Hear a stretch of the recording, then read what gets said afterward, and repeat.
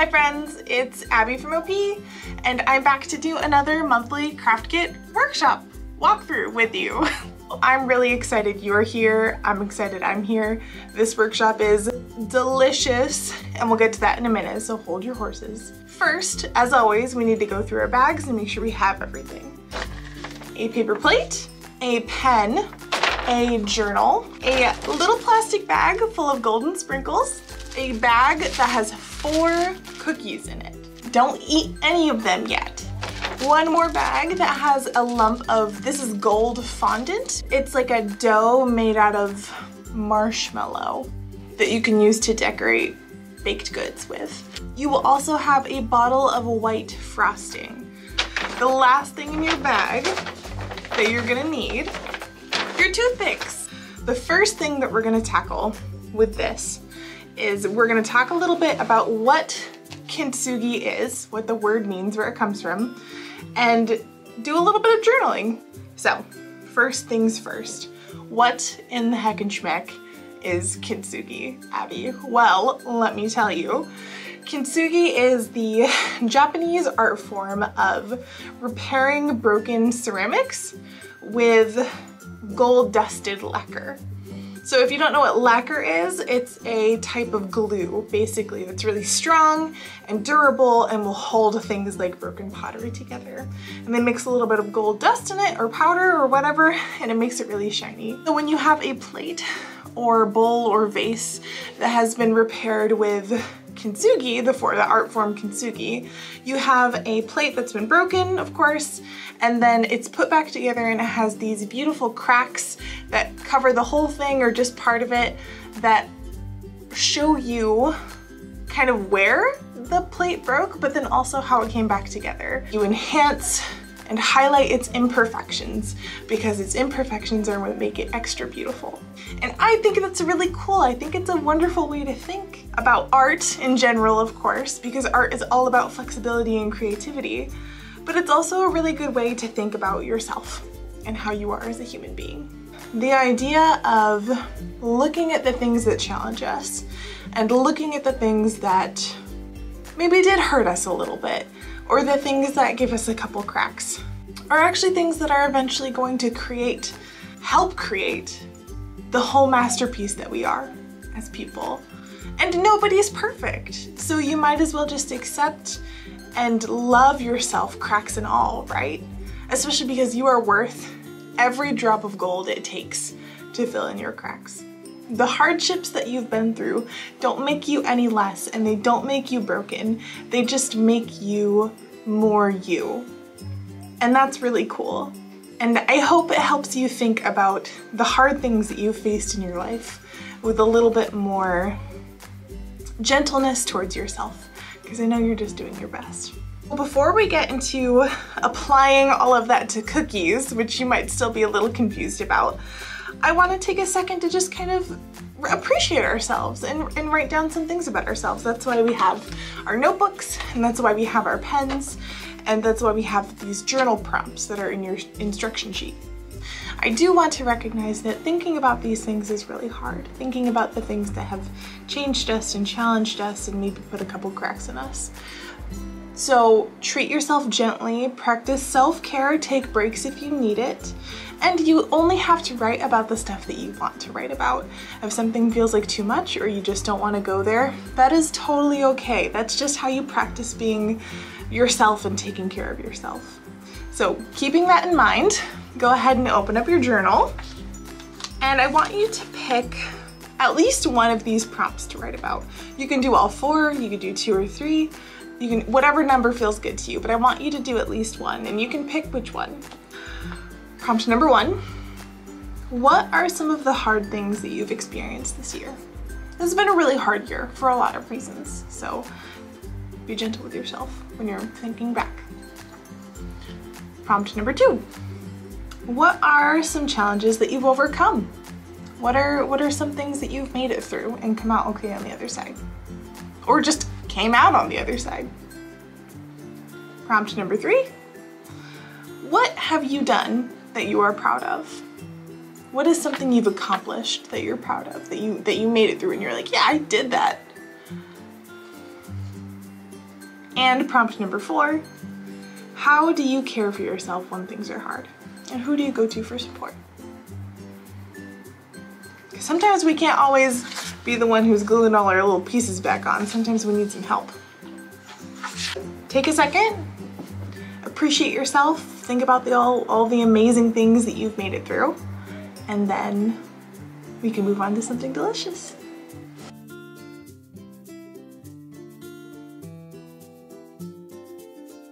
I hope you're ready to have some very delicious treats, because I certainly am.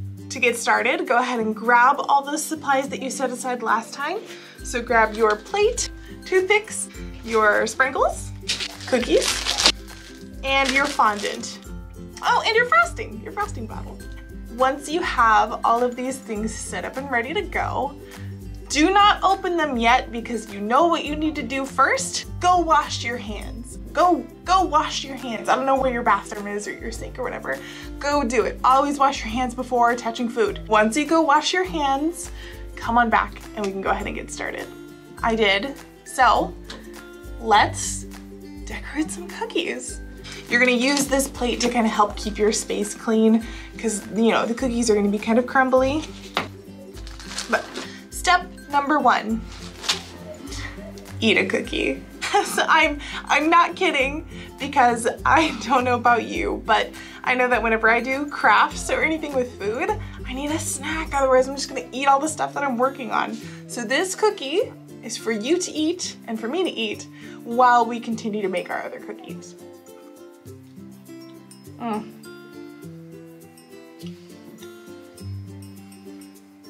Have a bite of your snack, and we can move on to step number 2.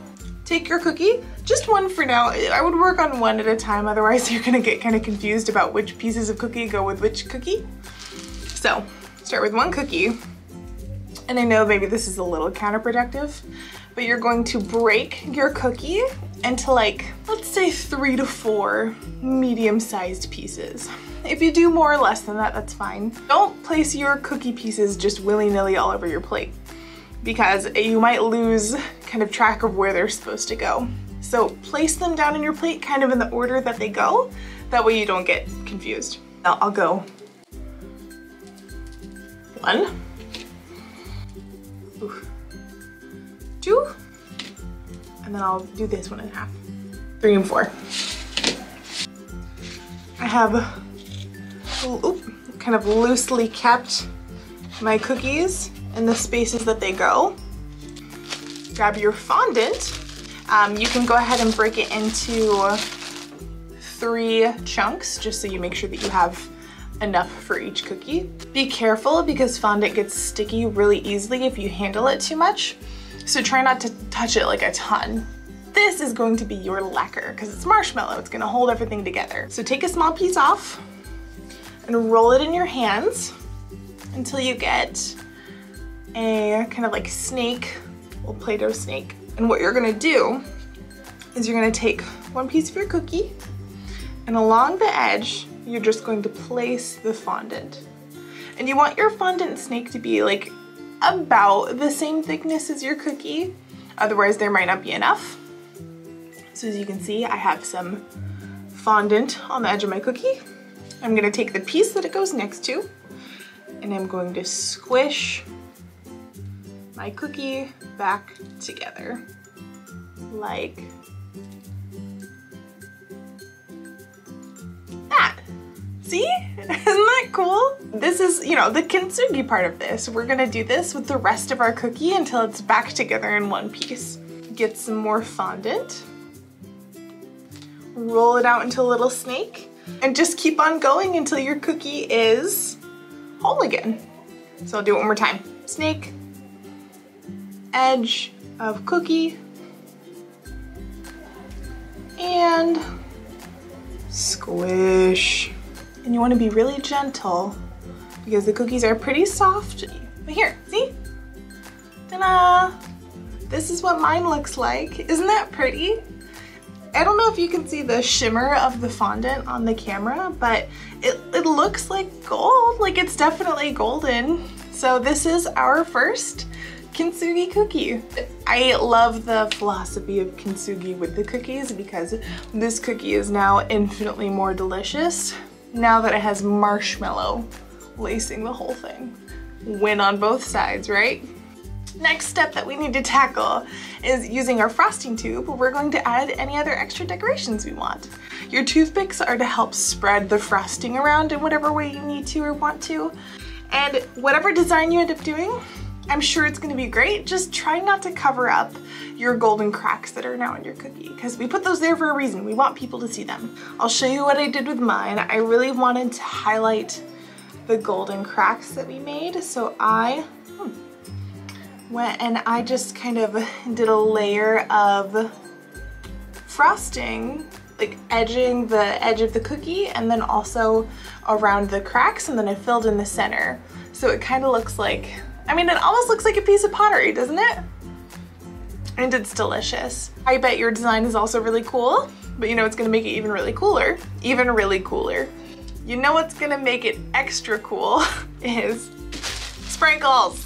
I was a little aggressive with the sprinkle there. Sorry about that. You're gonna take however many sprinkles you want. And there are a couple different things you can do with them, but what I recommend is if you have any holes or big like areas where chunks of cookie have fallen out, you can put a little bit of frosting in them and then fill them with the sprinkles. That looks really pretty. Or you can take your sprinkles and you can line your cracks and make it a little extra sparkly and golden. But you can also just put sprinkles on your cookie in whatever way that you want to. So go ahead and sprinkle your cookie and I'll catch up with you in just a sec. I sprinkled my cookie. I didn't want to go too overboard because I'm kind of liking the simple, like very minimalist look that I have going on for my cookie right now, I guess. But you can see that I did add a couple sprinkles just in the cracks to give it that extra shine and to fill in some of those holes where my crumbs fell out. And now this cookie is done. Congratulations, you made a Kintsugi cookie. You can add more decoration if you have leftover fondant or sprinkles. Do you, but you did it. This is awesome. And now you get to do it again. That's the next step, is do this with your other 2 cookies. And you can just have a blast. And don't forget your snack cookie. I really hope you had a super delicious time because I know I did. And I hope you also learned a cool new way to think about all the things that make you who you are and recognize that perfection is, for people, it's not real, and that's great because that means that we are all just where we need to be. But we can at least appreciate the things that make us, us. And our cookies. Don't forget to check us out on Facebook, Instagram, Twitter, YouTube, and our website. But we have all of our stuff for winter still going on. Check it out. There's a couple things you can sign up for that are gonna be a ton of fun, including our March craft kit workshop, which is gonna be kind of a science slime party, sneak peek. And of course, we're gonna have our calendar for spring come out at the very beginning of March. And that will have everything that we're gonna do spring term until summer starts. So I'll be there, I hope you'll be there. And until then, stay safe and I'll see you soon.